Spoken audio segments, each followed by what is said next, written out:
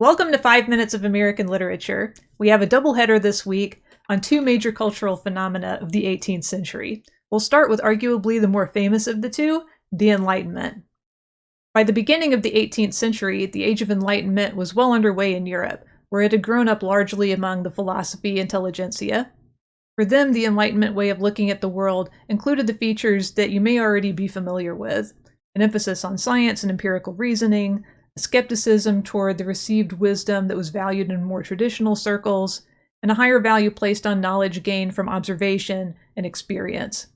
The American Enlightenment included these features, but took on more characteristics that reflected its path of development in the American colonies, where we can see it grow up largely among the working and middle classes.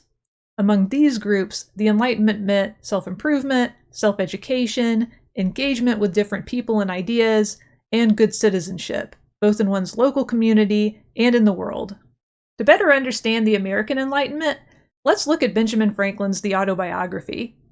The Autobiography is Franklin's telling of how he built his personal brand, how he went from a nobody to a wealthy businessman and respected statesman.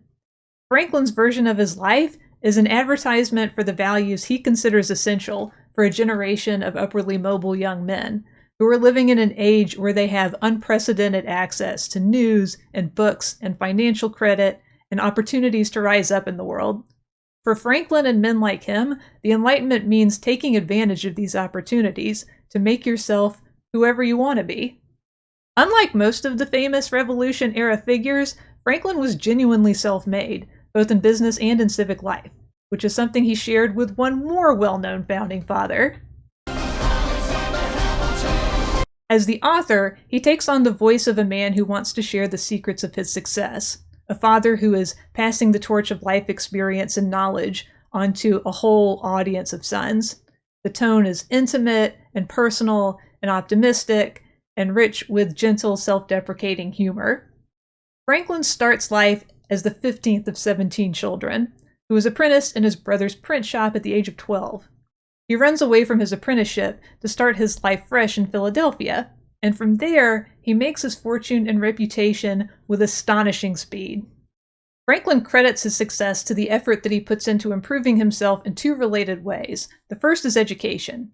He tells us that he is fortunate to have grown up in a family that emphasized the importance of improving one's mind. Even though his parents couldn't afford to send him to school for very long, his father uses every available opportunity to expose his sons to books and ideas and intellectual discourse. And Franklin keeps those habits throughout his life. He reads constantly, both to learn more about the world and to hone his own thinking and writing skills. He starts writing his own pieces for publication at a young age, which makes him better at persuasion and eloquence. His grasp of language also helps him get ahead in the printing industry because he has a better sense of what is worth printing and what a high-quality printed work should look like. In Philadelphia, Franklin finds a group of young men with similar interests, with whom he can debate ideas, sharpen his thinking, and clarify his belief system. These activities help Franklin become a better businessman and a more useful citizen, which opens a lot of doors for him. The second way that Franklin improves himself is through practicing the art of virtue. For Franklin, virtue is not a state of the heart. It's not something that you get from God's salvation and carry inside you.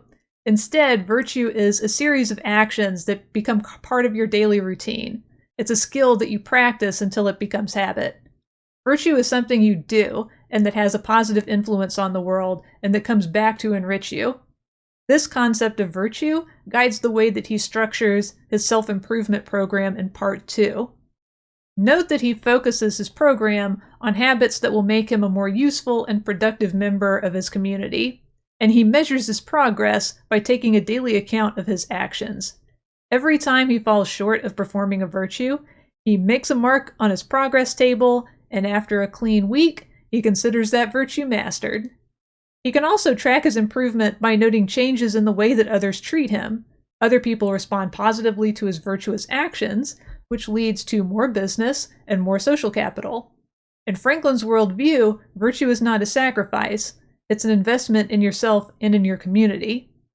In many ways, Franklin's autobiography could have been written only in the context of the American Enlightenment, which tends to emphasize autonomous self-improvement. Franklin's virtues are not the result of salvation, they come from practice. His mistakes are not sins, they are errata that teach him to do better. The course of his life is not in God's hands, it's in his own hands. The autobiography is the story of a man who makes his own luck. In that sense, it's one of the earliest narratives of the American dream as we tend to define it now. If you work hard and better yourself, the world will reward you for it. It's also a very different way of interpreting one's life story compared to the spiritual autobiographies that we see in the context of the Great Awakening. Thank you for watching. Let me know if you have questions, and happy reading. Don't let hard texts get you down.